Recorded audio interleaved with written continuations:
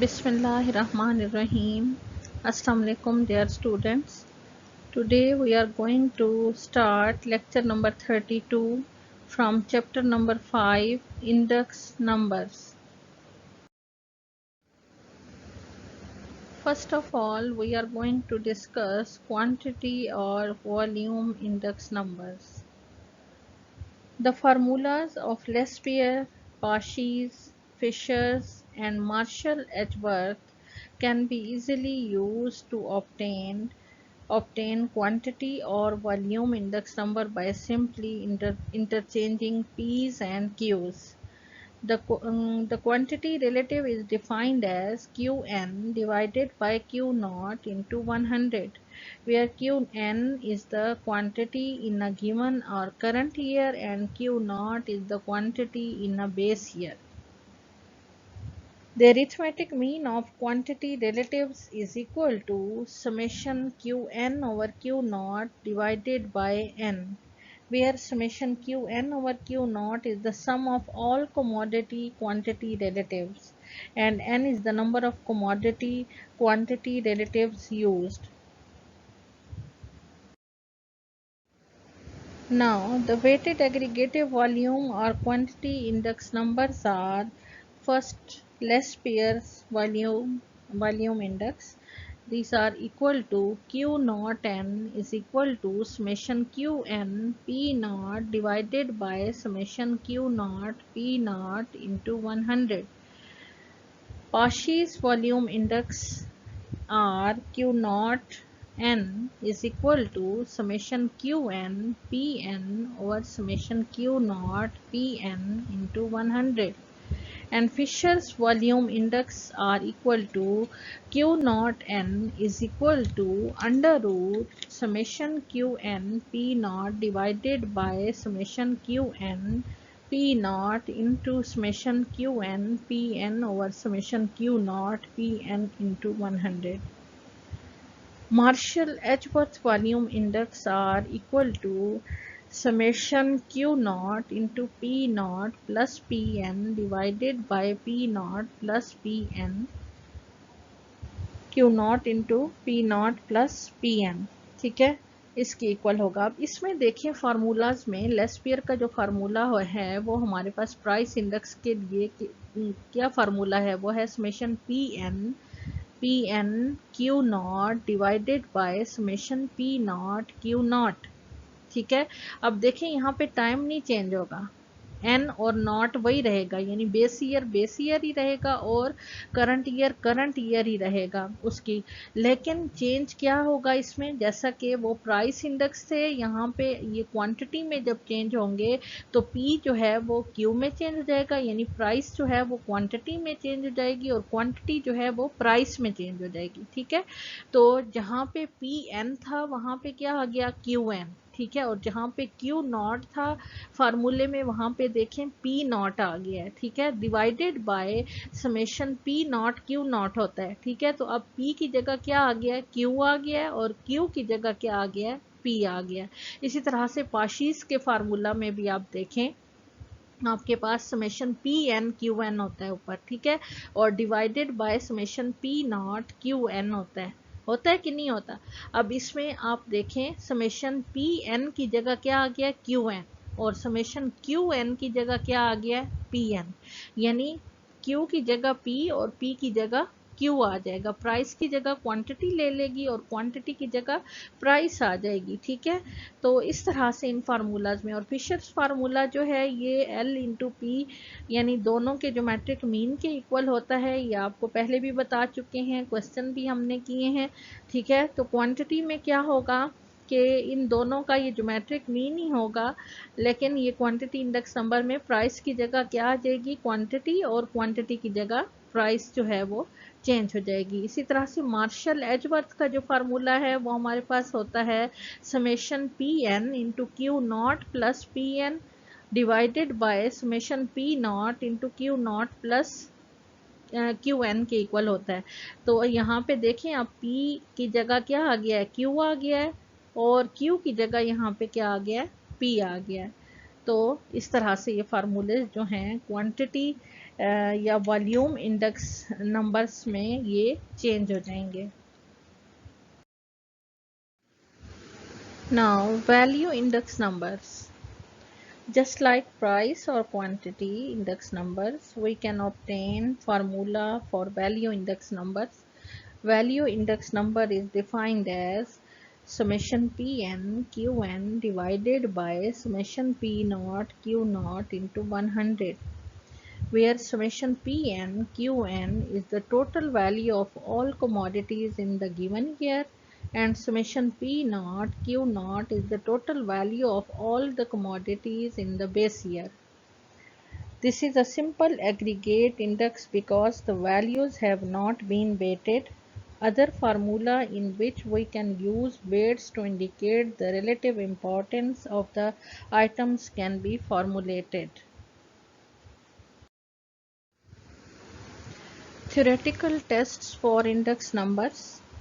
According to Dr. Irving Fisher, a good index number is required to satisfy the following theoretical tests. These tests are time reversal test, factor reversal test, and circular test. First of all, we discuss time reversal test. If the time subscripts of a price or quantity index number formula be interchanged, the resulting price or quantity index number formula should be the reciprocal of the original formula. That is, P naught n is equal to 1 divided by P n naught, or P naught n into P n naught is equal to 1. P naught n, देखें अब यहाँ पे क्या change होगा. Time reversal test, जैसा कि नाम से आपको पता चल रहा है, टाइम सबस्क्रिप्ट जो है वो चेंज हो जाएगा. नॉट की जगह n आ जाएगा और n की जगह नॉट आ जाएगा, और क्या होगा, वो उसके रेसिप्रोकल के इक्वल हो जाएगा. ठीक है. P naught n is equal to 1 divided by P n naught, या फिर हम उसको इस तरह से लिख सकते हैं P naught n into P n naught is equal to 1. अब ये टेस्ट हम Fisher, Laspeyres and Paasche's, Marshall Edgeworth, उन पे अप्लाई करेंगे और हम देखेंगे कि आया वो इस टेस्ट को सेटिस्फाई करते हैं कि नहीं करते हैं. Now we apply time reversal test on Lespier's index numbers. We have the formula Lespier index numbers P naught n is equal to summation P n Q naught divided by summation P naught Q n. P naught Q naught. On the interchanging the time subscript, we get summation P n naught is equal to summation P naught. अब P n था ना, तो P n की जगह क्या आ जाएगा, not आ जाएगा. ठीक है, यानी करंट ईयर की जगह बेस ईयर ले लेगा और बेस ईयर की जगह करंट ईयर ले लेगा. ठीक है. P n की जगह क्या आ जाएगा, यहाँ पे P नॉट, और Q नॉट की जगह क्या आ जाएगा, क्यू एन आ जाएगा, और नीचे P नॉट Q नॉट था तो ये P n Q n हो जाएगा. ठीक है. अब दोनों का मल्टीप्लिकेशन हम देखते हैं कि इक्वल टू 1 आता है. तो हमने ये देखा P नॉट n की जगह उसकी वैल्यू पुट की और P n नॉट की जगह उसकी वैल्यू पुट की, तो ये दोनों इक्वल टू 1 नहीं आ रहे हैं, which shows that this index does not satisfy the time reversal test. Now we apply time reversal test on Parshey's index. Parshey's index are P naught n is equal to summation P n Q n divided by summation P naught Q n. On interchanging the time subscript, P n naught is equal to summation P naught Q naught divided by summation P n Q naught. अब P n जो था वो P naught में change हो गया, Q n जो था वो Q naught में चेंज हो गया, divided by summation P naught जो था वो P n हो गया और Q n जो था वो Q naught हो गया. n जो है वो 0 में चेंज हो जाएगा, यानी नॉट में, बेस ईयर में, और जो 0 होगा P0 या P naught उसको बोलते हैं, वो किस में, करंट करंट ईयर में, बेस ईयर जो है वो करंट ईयर में चेंज हो जाएगा और वो नॉट जो है वो एन में चेंज हो जाएगा, ठीक है। फिर अब दोनों का मल्टीप्लिकेशन, दोनों पी नॉट, क्योंकि हमारे पास जो टाइम रिवर्सल का जो हमारे पास फार्मूला है वो क्या है, P naught N into P N naught is equal to 1, ठीक है। इसमें हम इन वैल्यूज़ को पुट करेंगे और देखेंगे कि ये इक्वल टू 1 आता है कि नहीं आता। हमने इन वैल्यूज़ को पुट किया लेकिन ये इक्वल टू 1 नहीं आ रहा, which shows that the index does not satisfy the test. So Paashi's index does not satisfy the time reversal test. Now we see how Fisher index number satisfy the time reversal test. The Fisher ideal index number is equal to the geometric mean of less pair and Paashi's index number, and the formula is under root summation Pn Q naught divided by summation P naught Q naught into summation Pn Qn divided by summation P naught Qn. On interchanging the time subscript, we get Pn naught is equal to under root summation P naught Qn divided by summation Pn Qn into summation P naught Q naught divided by summation Pn Q naught. And the formula of time reversal test is P naught n into Pn naught is equal to 1. P naught n की जगह उसकी value लगा देंगे और P n not की जगह उसकी value लगा देंगे और हम देखेंगे ये दोनों जो हैं इक्वल टू 1 आ रहे हैं, ये कैंसिल हो जाएंगे आपस में, तो इक्वल टू 1 ये आ रहा है, ठीक है। तो इसमें देखें आपको पी एन जहाँ पे था वो पी नॉट हो गया, जहाँ पे क्यू नॉट था वो क्यू एन हो गया, और इसी तरह से जहाँ पे पी एन था वो पी नॉट हो गया, यानी नॉट की जगह एन आ जाएगा और एन की जगह नॉट आ जाएगा। या करंट, इस तरह आप कह सकते हैं कि करंट ईयर जो है वो बेस ईयर में चेंज हो जाएगा और बेस ईयर जो है वो करंट ईयर में चेंज हो जाएगा, यानी टाइम सबस्क्रिप्ट जो है वो उसका चेंज हो जाएगा, ठीक है। और Fisher ideal index number satisfy the time reversal test. Now we apply time reversal test on Marshall-Edgeworth index numbers. We have the formula for Marshall-Edgeworth index number is equal to summation Pn into Q naught plus Qn divided by summation P naught into Q naught plus Qn, ठीक है। ये formula है हमारे पास। अब क्या होगा, on interchanging the time subscript we have P N naught is equal to summation P naught into Q N plus Q naught divided by summation P N into Q naught Q N plus Q naught, ठीक है। और we have the formula for time reversal test P naught N into P N naught is equal to 1। अब इसकी जगह ये formulas जो हमारे पास हैं इनको पुट करेंगे और हम देखेंगे कि इक्वल टू 1 आता है, तो जी इक्वल टू 1 ये आ रहा है, यह कैंसिल हो जाएंगे और इक्वल टू 1 हमारे पास ये आ जाएगा, which shows that the test in Marshall Edgeworth satisfy the time reversal test. Now the second one is factor reversal test.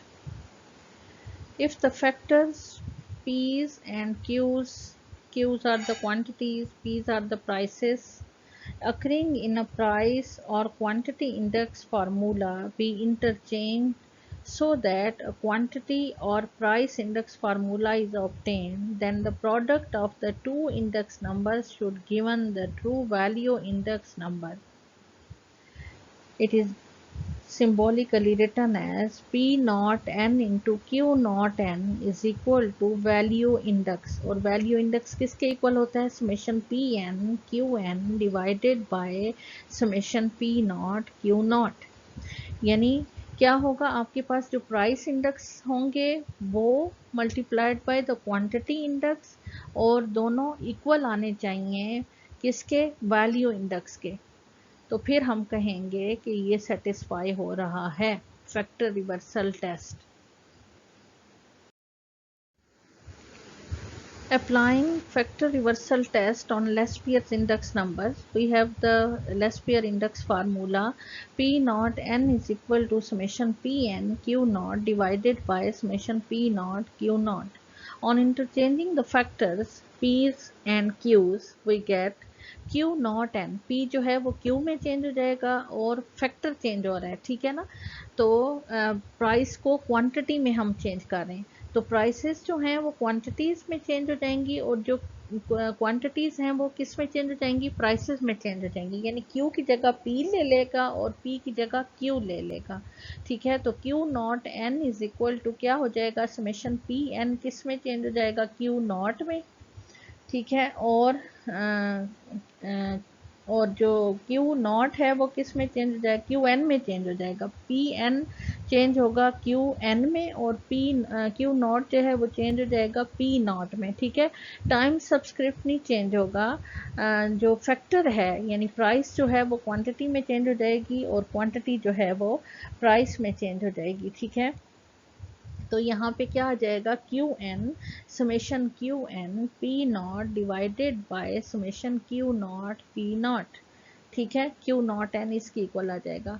और हमें पता है कि फैक्टर रिवर्सल टेस्ट किसके इक्वल है, P naught N into P N naught is equal to value index. Value index क्या है, summation P N Q N divided by summation P naught Q naught. अब P नॉट N की जगह हम उसका formula put कर देंगे और Q नॉट N की जगह उसका फार्मूला पुट कर देंगे और हम देखेंगे कि वैल्यू इंडेक्स के इक्वल आता है या नहीं आता। तो ये वैल्यू इंडेक्स के इक्वल नहीं आता, which shows that the test is not satisfy for this index, ठीक है। Laspeyres index number does not satisfy the factor reversal test. Now we apply factor reversal test on Parshe's index numbers. We have the formula for Parshe's index numbers. P naught n is equal to summation P n q n over summation P naught q n. On interchanging the time subscript, we get Q naught n is equal to summation Q n P n, not time subscript.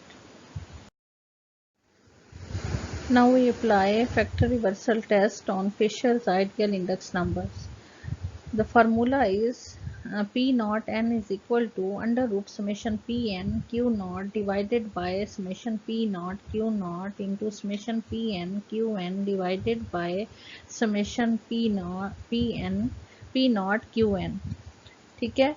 और on interchanging the factors p's and q's, we get Q naught n is equal to summation Q n P naught divided by summation Q naught P naught into summation Q n P n divided by summation Q naught P n, ठीक है। और we have the formula for factor reversal test.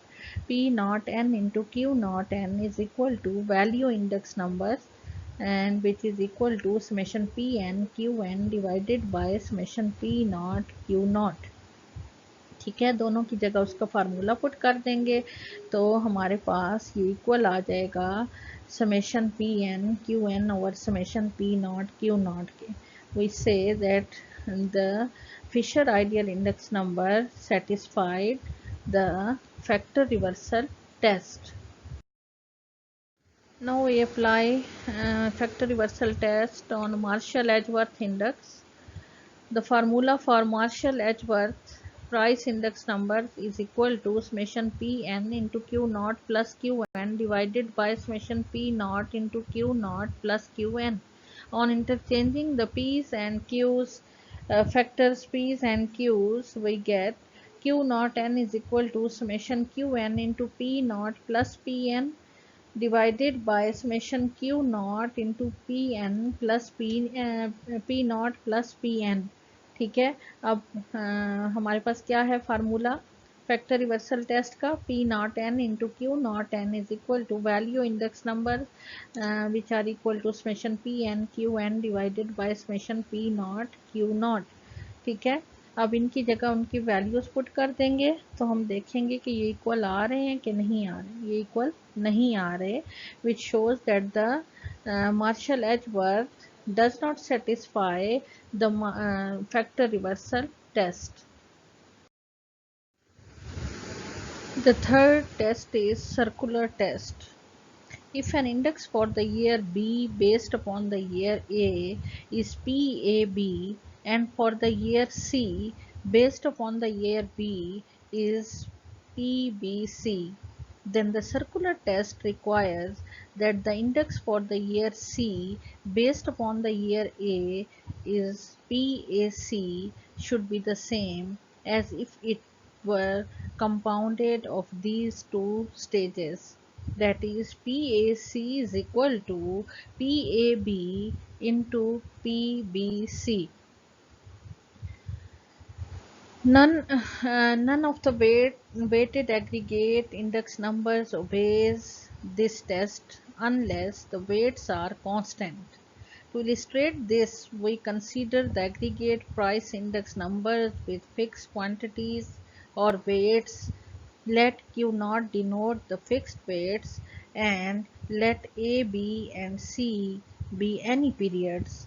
Then the weighted price index numbers for B with A as base and the index numbers for C with B as base are respectively. PAB is equal to summation PB Q0 divided by summation PA Q0.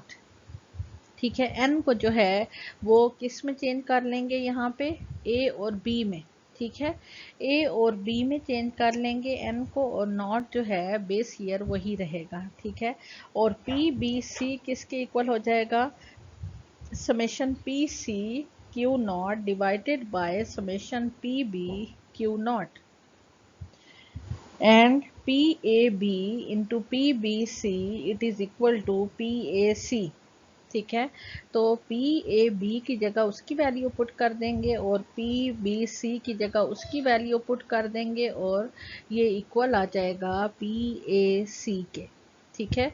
तो ये है circular test. ये Laspeyres पाशीज वगैरह पे हम जो है वो अप्लाई नहीं कर सकते, हम जस्ट इसको क्या करेंगे कि जो करंट ईयर होंगे उनके उसमें वो हम किस में चेंज कर देंगे, सब्सक्रिप्ट्स ए बी और सी में चेंज कर देंगे, ठीक है।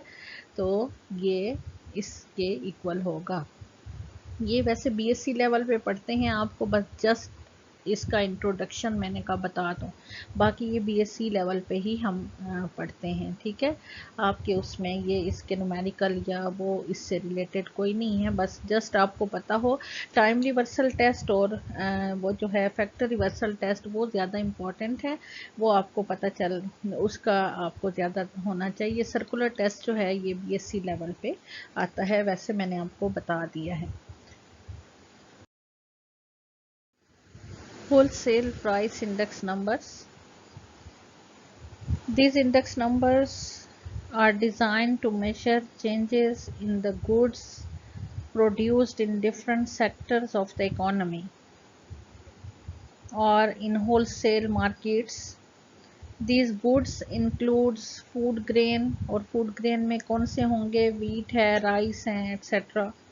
इस तरह से raw materials जिसमें शुगर केन जैसे हो गया, कॉटन हो गया, मैन्युफैक्चर्ड गुड्स जो हैं उनमें टेक्सटाइल्स आ जाता है, फैब्रिक्स है, शुगर है, वेजिटेबल घी हो गया, सोप एट्सेट्रा।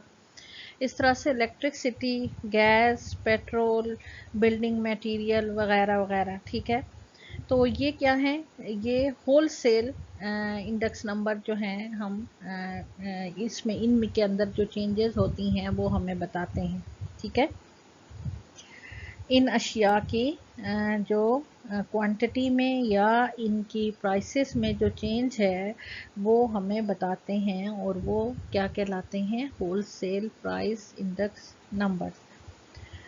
और इसको कंस्ट्रक्ट करने के लिए जो स्टेप हैं, for the construction of steps involved in the construction of wholesale prices price index numbers, वो हमने पीछे भी पढ़े थे, अगर आपको याद हो वो हैं पर्पस एंड स्कोप, कि हमें जो इंडेक्स नंबर हम जो है कलेक्ट करने जा रहे हैं या कंस्ट्रक्ट करने जा रहे हैं, उसका पर्पस और स्कोप हमें पता होना चाहिए। दूसरा क्या था कि सिलेक्शन ऑफ कमोडिटीज़ के जो उसमें इंक्लूडेड हैं, उनकी कमोडिटीज़ की सिलेक्शन करनी कि किसके कौन सी कमोडिटीज़ जो हैं उनके हम इंडेक्स नंबर जो है वो कलेक्ट करेंगे। फिर कलेक्शन ऑफ प्राइसेस हो गया कि उनकी प्राइसेस जो हैं वो पिछले सालों में क्या थी, अब क्या हैं, ठीक है, वो सारी कलेक्ट करना। इसी तरह से सिलेक्शन ऑफ बेस पीरियड के बेस पीरियड किसको हमने रखना है, किस ईयर के साथ उसको हमने कंपेयर करना है, ठीक है। और choice of average to be used के उसमें कौन सी एवरेज हमने यूज़ करनी है, हमने मीन यूज़ करना है, हमने मीडियन यूज़ करना है, या हमने ज्योमेट्रिक मीन यूज़ करना है, ठीक है। सिलेक्शन ऑफ सुटेबल वेट्स, और फिर हमने सुटेबल वेट्स की सिलेक्शन करनी है कि हमने किस कमोडिटी को ज़्यादा इम्पोर्टेंस देनी है और किसको कम देनी है, तो ये हो गए वेट्स, ठीक है। तो ये हैं wholesale price index numbers. Now consumer price index numbers और cost of living index numbers or retail price index numbers. These index numbers measure the changes in prices paid by a specific class of consumers in current year in comparison with base year. It is also known as cost of living index, which measure the relative changes in the composite price paid by the consumer for a specified basket of goods and services received during the current period as compared with the base period.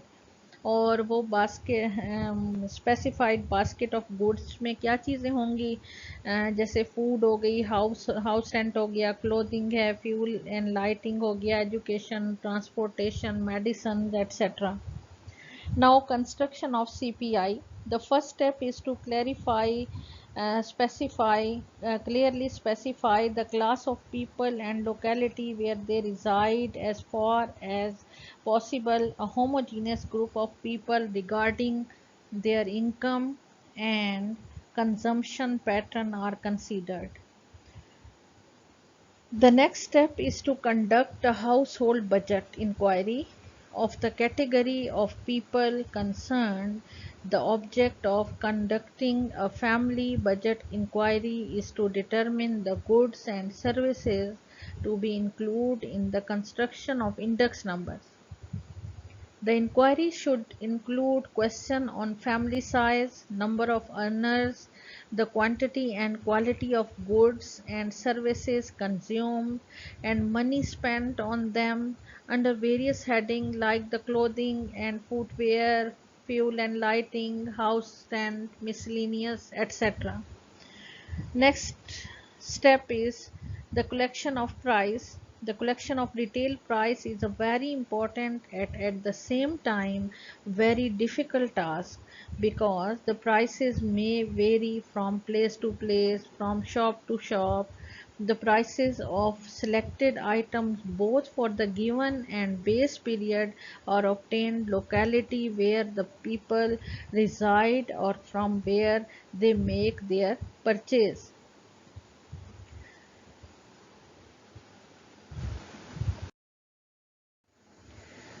There are two methods of constructing consumer price index number. The first one is aggregate expenditure method, and then the second one is family budget method. Aggregate expenditure method. In this method, the quantities consumed in the base year are taken as weights. It is thus the base year weighted index numbers given by Lespier's formula. क्या formula है Laspeyres का, P naught N is equal to summation P N Q naught divided by summation P naught Q naught into 100, where summation P N Q naught represents the expenditure in the given or current year with base year quantities, and summation P naught Q naught represents the aggregate expenditure in the base year. Current year quantities are not used as weights because they change from year to year. The next method is family budget method. This method is the weighted average of price relatives. The amounts of expenditure incurred by families on various items in the base period are used as weights. This method is called the family budget method because the amounts of money spent by the families concerned are obtained from a family inquiry.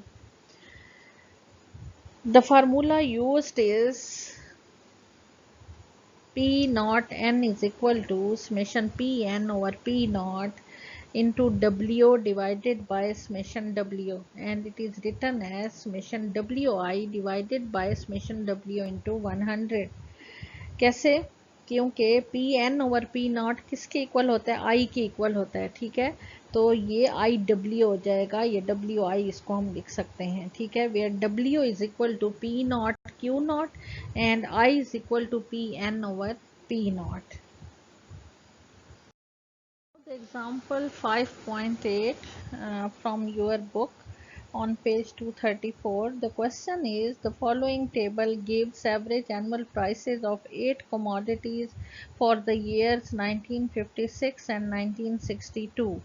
Compute consumer price index numbers for 1962 on the basis of 1956 using aggregate expenditure method and family budget method.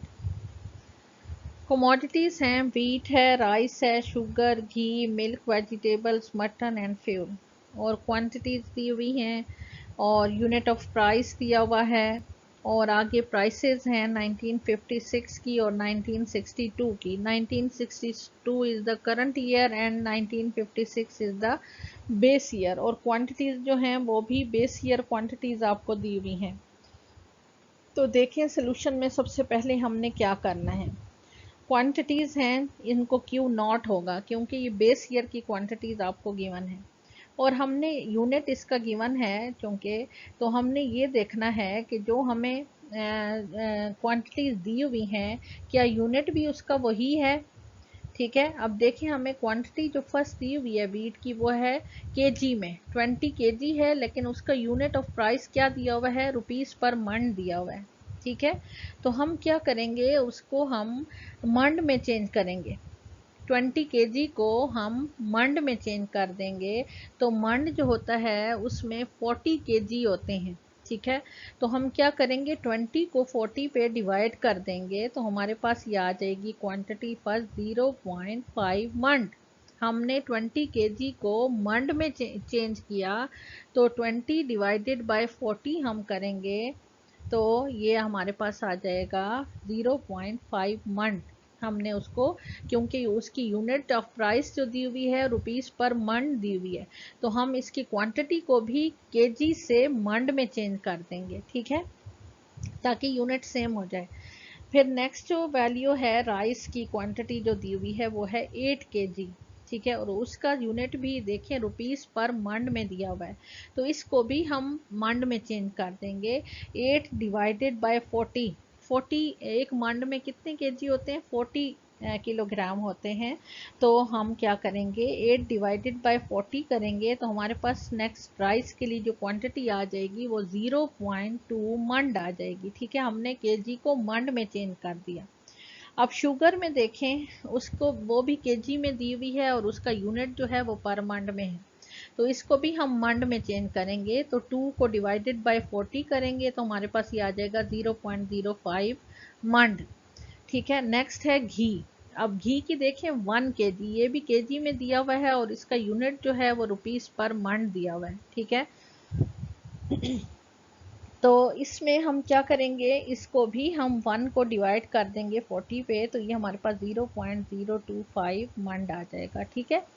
Next आप देखें जो milk है उसमें 25 KG दिया हुआ है और उसका यूनिट भी पर केजी है, तो इसको चेंज करने की ज़रूरत नहीं है क्योंकि यूनिट इसका सेम है।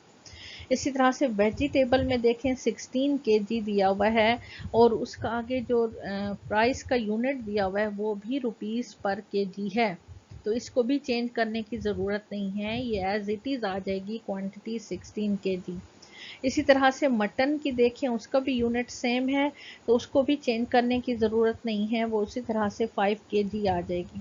इसी तरह से फ्यूल का जो है वो 4 मन दिया हुआ है और उसका यूनिट ऑफ प्राइस जो है वो भी रुपीज़ पर मंथ में है, तो उसको भी चेंज करने की ज़रूरत नहीं है। अब हमारे पास ये क्यू नॉट का कॉलम है, ठीक है, और प्राइसेस हमें दी हुई हैं 1956 की और 1962। 1962 की प्राइस P1 है और 1956 की जो प्राइस है वो P0 है, ठीक है, ये कॉलम आपको नज़र आ रहा है। अब हमने फाइंड क्या करना है इसमें, first aggregate expenditure method. Aggregate expenditure method का हम फार्मूला लिखेंगे, वो फार्मूला किसके इक्वल है, लेस पेयर के इक्वल है। कंज्यूमर प्राइस इंडेक्स नंबर भी इसको कहते हैं, और एग्रीगेट, ये कंज्यूमर प्राइस इंडेक्स नंबर में दो मेथड्स आ जाते हैं, एक एग्रीगेट एक्सपेंडिचर मेथड है और दूसरा जो है फैमिली बजट मेथड, अभी आपने ये पढ़ा है, ठीक है। और एग्रीगेट एक्सपेंडिचर मेथड का जो फार्मूला है वो लेस पेयर के फार्मूले, लेस पेयर का जो फार्मूला है वही फार्मूला है इसका। तो क्या फार्मूला है, summation P1 Q not divided by summation P not Q not into 100। अब इसके मुताबिक हमने ये कॉलम फाइंड करने हैं, हमें कॉलम चाहिए एक तो P नॉट Q नॉट का और दूसरा हमें P1 Q नॉट का कॉलम चाहिए, ठीक है। तो हम क्या करेंगे, P नॉट के कॉलम को Q नॉट के कॉलम से मल्टीप्लाई कर लेंगे। फर्स्ट वैल्यू है 1956 की, हमारे पास प्राइस जो है वो देखें 12 है और उसके कोरेस्पॉन्डिंग Q नॉट है 0.5, ठीक है। उससे 12 इंटू 0.5 ये हमारे पास 6 आ जाएगा। इसी तरह से नेक्स्ट जो वैल्यू है, प्राइस है 1956 की P नॉट के कॉलम के अंदर, वो है 40 और उसके कोरेस्पॉन्डिंग जो Q नॉट की वैल्यू है 0.2, तो ये हमारे पास वैल्यू आ जाएगी 8। इसी तरह से 40 को हम मल्टीप्लाई करेंगे 0.05 से तो वो हमारे पास P नॉट Q नॉट आ जाएगा 2। इस तरह से 110 है नेक्स्ट प्राइस जो है P नॉट के कॉलम में और उसके कोरेस्पॉन्डिंग Q नॉट है 0.025, उसको मल्टीप्लाई करेंगे तो P नॉट Q नॉट के कॉलम में 2.75 हमारी नेक्स्ट वैल्यू आ जाएगी। इसी तरह से तमाम वैल्यूज़ को 0.50 है नेक्स्ट वैल्यू, उसको 25 से मल्टीप्लाई करेंगे, हमारे पास वैल्यू आ जाएगी 12.50। इसी तरह से तमाम इस कॉलम की वैल्यूज़ को Q नॉट के कॉलम की वैल्यूज़ से मल्टीप्लाई करेंगे तो P नॉट Q नॉट का कॉलम आ जाएगा। अब हमने नेक्स्ट कॉलम जो फाइंड करना है, P1 के कॉलम को हमने Q नॉट के कॉलम से मल्टीप्लाई करना है। 15 को 0.5 से मल्टीप्लाई करेंगे 7.50 आ जाएगा। 45 को 0.2 से मल्टीप्लाई करेंगे तो हमारे पास 9 आ जाएगा। 50 को मल्टीप्लाई करेंगे 0.05 से तो हमारे पास 2.50 आ जाएगा। 120 को मल्टीप्लाई करेंगे 0.025 से तो हमारे पास 3 आ जाएगा। इसी तरह से 0.75 को 25 से मल्टीप्लाई करेंगे तो हमारे पास 18.75 आ जाएगा एंड सो ऑन। फिर हमने इन दोनों कॉलम्स का सम ले लेना है और ये सम हमने फार्मूला में पुट करने हैं। हमारे पास समेशन P1 Q नॉट आ रहा है 80.75 और summation P not Q not का सम है 60.25। ये हमने पुट किए, 100 से मल्टीप्लाई किया, इनको डिवाइड किया, 100 से मल्टीप्लाई किया, तो ये हमारे पास आ गया एग्रीगेट एक्सपेंडिचर मेथड से index number, consumer price index number हमारे पास आ गया 134। नेक्स्ट जो मेथड है वो है फैमिली बजट मेथड, ठीक है। फैमिली बजट मेथड का क्या फार्मूला है, पहले तो हम वो लिखेंगे, वो इक्वल है summation WI divided by summation W। अब उसके मुताबिक हमने कॉलम फाइंड करने। अब हमें W भी चाहिए और I भी चाहिए, ठीक है। हमें Q नॉट, P नॉट और P1 का कॉलम हमारे पास है, हमें गिवन है, हमने इससे I का कॉलम फाइंड करना है और W का कॉलम फाइंड करना है, फिर उससे आगे WI का कॉलम फाइंड करना है। अब I जो है वो हमें पता है किसके इक्वल होता है, Pn over P not into 100 होता है। यहाँ पे n हमारे पास क्योंकि करंट ईयर 1 है तो हम इसको P1 लिखेंगे, ठीक है। P1 divided by P not into 100, ये हमारे पास I आ जाएगा, ठीक है। हमने 15 को डिवाइड किया किस पे, 12 पे, और उसको 100 से मल्टीप्लाई किया तो हमारे पास वैल्यू आ गई 125। फिर 45 को हमने डिवाइड किया 40 पे और उसको 100 से मल्टीप्लाई किया तो हमारे पास 112.5 वैल्यू आ गई। इसी तरह से 50 को हमने डिवाइड किया 40 पे तो हम और 100 से मल्टीप्लाई किया, हमारे पास 125 आ गई। फिर 120 को डिवाइड किया 100 पे और 100 से मल्टीप्लाई किया, 110 पे 120 को डिवाइड किया और 100 से मल्टीप्लाई तो 109.1 आ गया। इस तरह से हमने आई का कॉलम फाइंड कर लिया। अब डब्ल्यू हमें पता है किसके इक्वल होता है, पी नॉट क्यू नॉट के, तो हम पी नॉट के कॉलम को क्यू नॉट के कॉलम से मल्टीप्लाई कर लेंगे तो हमारे पास ये डब्ल्यू का कॉलम आ गया। ठीक है, अब हम इस डब्ल्यू के कॉलम को आई के कॉलम से मल्टीप्लाई करेंगे। जैसे 125 को 6 से, 112.5 को 8 से मल्टीप्लाई करेंगे तो हमारे पास 900 आ जाएगा। ठीक है, इसी तरह से 2 को 125 से तो 250 आ जाएगा। 109.1 को 2.75 से मल्टीप्लाई करेंगे 300 आ जाएगा, एंड सो ऑन। ठीक है, अब इसका सम जो है समेशन डब्ल्यू आई ये हमारे पास आ रहा है 8074.5 और समेशन डब्ल्यू का सम आ रहा है 60.25। हम इसमें पुट कर देंगे फार्मूले में ये सम जो हैं, तो ये हमारे पास आ रहा है 134। ठीक है, अब देखें 100 हम यहाँ पे मल्टीप्लाई नहीं करते। क्यों नहीं करते, क्योंकि यहाँ पे आई जब हमने फाइंड किया तो उसमें हमने 100 मल्टीप्लाई कर दिया है P1 और P0 के साथ। ठीक है, तो इसलिए यहाँ पे 100 मल्टीप्लाई, बातों का बच्चे ये गलती कर लेते हैं 100 यहाँ पे मल्टीप्लीकेशन में लिख देते हैं। अगर आप यहाँ पे 100 मल्टीप्लाई नहीं करते ना आई के साथ तो फिर आप यहाँ पे कर सकते हैं 100 मल्टीप्लाई। ठीक है, अगर यहाँ पे हमने कर लिया है आई फाइंड करने के लिए प्राइस रिलेटिव, जिसको हम कहते हैं आई क्या है, I R the price relatives. ठीक है, और सिंपल इंडेक्स भी इसको कहते हैं। ठीक है, इंडेक्स भी इसको कहते हैं और प्राइस रिलेटिव्स हैं।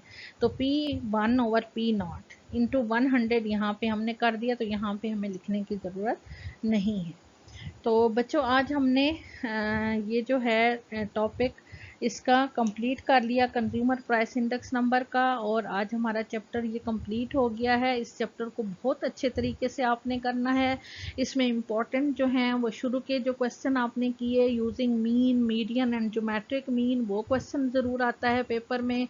फिर इसके बाद आपने वेटेड इंडेक्स नंबर जो आपने पढ़े, लेस्पियर, पाशीज और फिशर और मार्शल, एजवर्थ और ठीक है, ये वाले जो हैं ये फिर आते हैं। और तीसरे नंबर पे इसका ये consumer price index number find करने के लिए ये दोनों मेथड जो हैं दीज आर वेरी इंपॉर्टेंट। ठीक है, तो ये आपने बहुत अच्छे तरीके से करने, इनमें से कोई एक लॉन्ग क्वेश्चन ज़रूर आता है पेपर में 13 मार्क्स का। ठीक है, तो आपने ये एग्जाम्पल्स भी बहुत अच्छे तरीके से करनी है और एक्सरसाइज के क्वेश्चंस भी।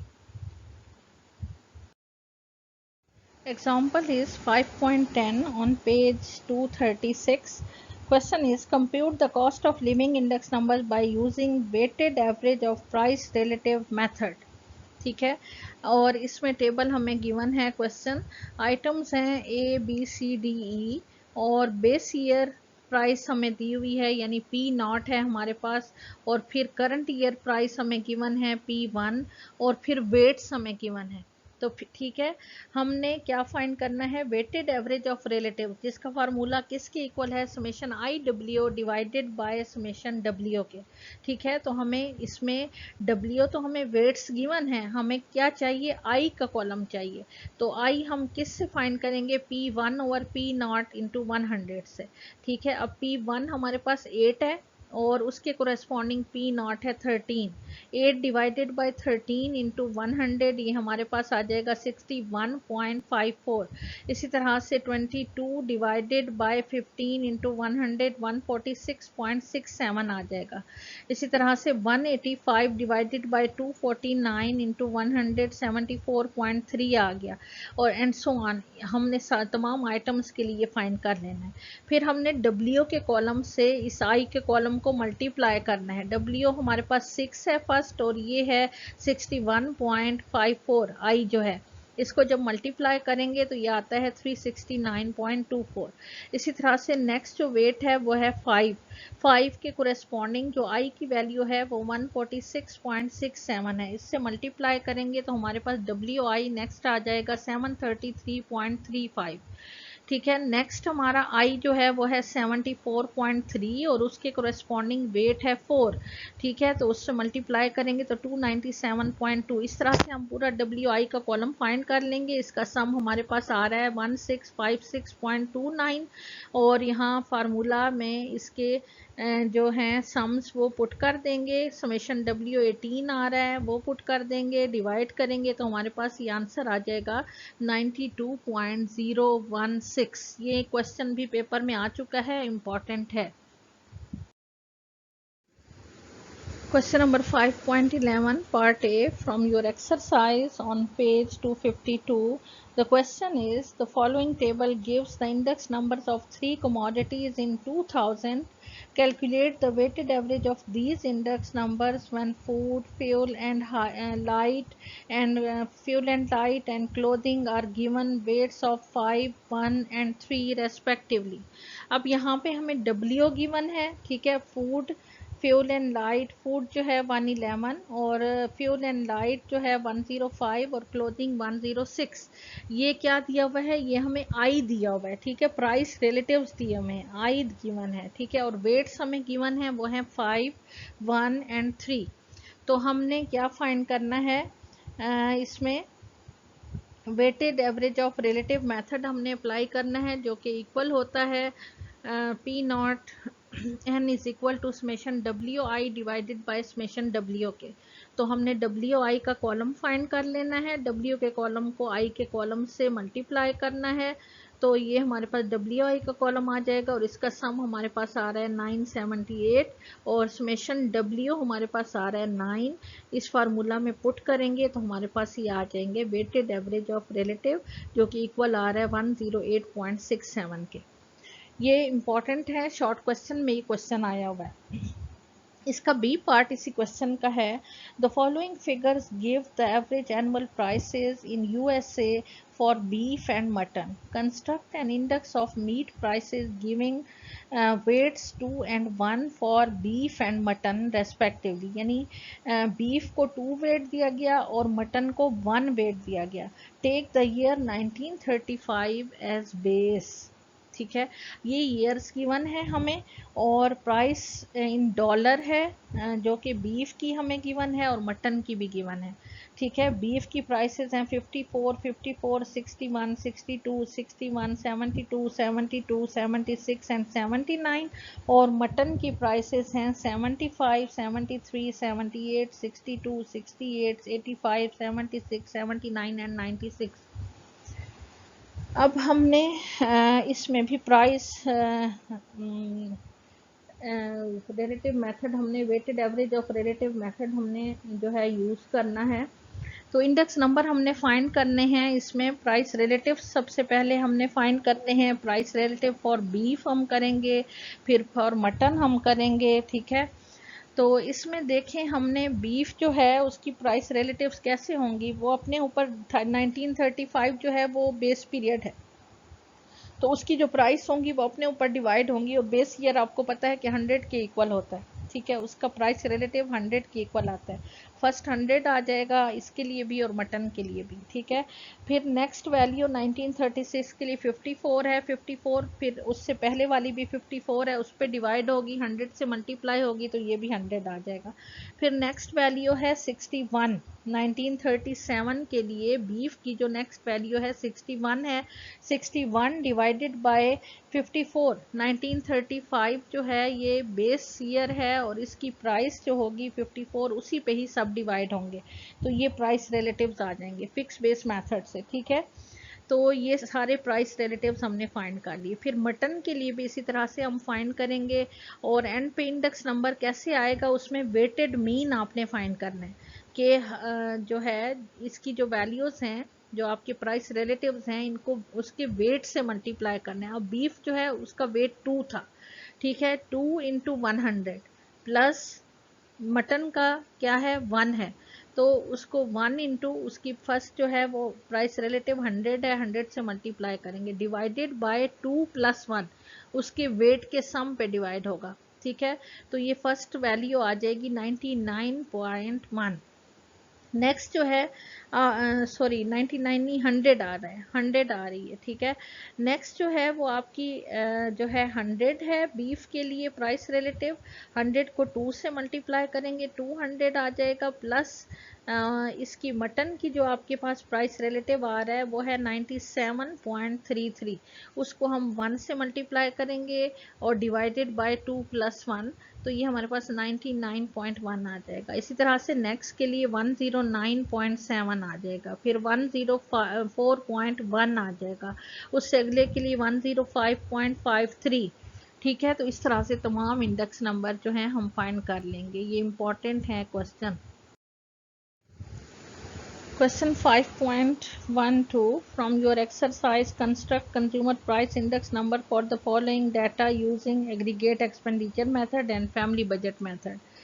राइस है और इसमें quantities consumed in 1978, 1978 is the base year और 1980 जो है वो करंट ईयर है। ठीक है, तो इसकी क्वांटिटीज़ जो होंगी वो क्यू नॉट होंगी और 1978 की प्राइसेस जो हैं वो पी नॉट होंगी, 1980 की प्राइसेस जो हैं वो P1 होंगी। अभी हमने जो एग्जांपल पीछे की है वो बिल्कुल वैसी है। अब इसमें देखें क्वांटिटीज जो दी गई हैं उनकी यूनिट को आपने देखना है कि यूनिट सेम है तो फिर तो आप चेंज नहीं करेंगे, अगर यूनिट डिफरेंट है तो फिर आपने उसको चेंज करना होगा। राइस की देखें क्वांटिटी 6 मंड है जबकि उसकी प्राइस यूनिट जो है वो पर केजी में दी हुई है। ठीक है, तो आपने क्या करना होगा, इसको चेंज करना है, मंड से केजी में लाना है। तो एक मंड में 40 केजी होते हैं, आप क्या करेंगे 6 को मल्टीप्लाई कर देंगे 40 से, मंड से ज़्यादा से कम की तरफ आप जा रहे हैं तो आप मल्टीप्लाई करेंगे इसको 40 से, 6 को 40 से, तो ये आपके पास आ जाएगी क्वांटिटी फर्स्ट टू 40 हो जाएगी। ठीक है, जैसे हमने पीछे एग्जांपल में किया। इसी तरह से नेक्स्ट जो है वो 10 मंड दी हुई है वीट की, तो उसकी यूनिट भी मंड है, इसको चेंज करने की ज़रूरत नहीं है, ये सेम यूनिट में है। इसी तरह से ग्रेन भी सेम यूनिट में है, पल्सेस भी सेम यूनिट में हैं, घी भी और शुगर भी। ठीक है, इनको चेंज करने की ज़रूरत, सिर्फ एक राइस की जो क्वांटिटी होगी वो चेंज होगी।